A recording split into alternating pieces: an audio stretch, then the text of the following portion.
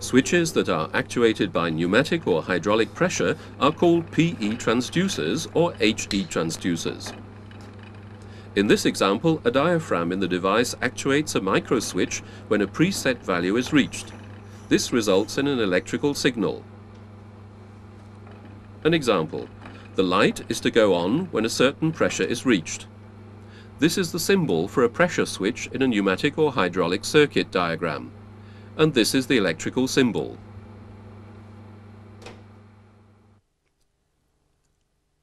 And here is how it works.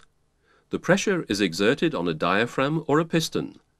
When an adjustable preset pressure is reached, a micro switch is actuated which closes the circuit, thus generating an electrical signal. If the pressure drops, the switch automatically opens again at a certain pressure.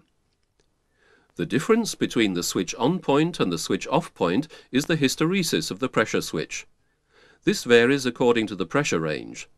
The hysteresis is caused by the frictional resistance in the components of the switch. It is important to know the hysteresis of a switch because it switches at different points for rising or falling pressure.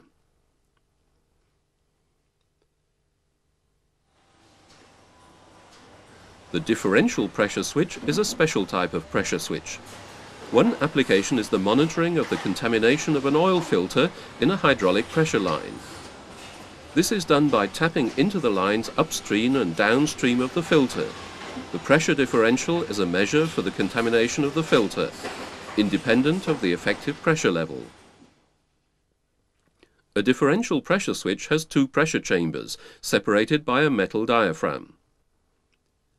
If the pressure in the upstream chamber rises because of increasing contamination of the oil filter, an increasingly large pressure differential results between the two chambers. This causes the diaphragm to bend. This in turn pushes a pin into the field of an inductive sensor, and an electrical signal results.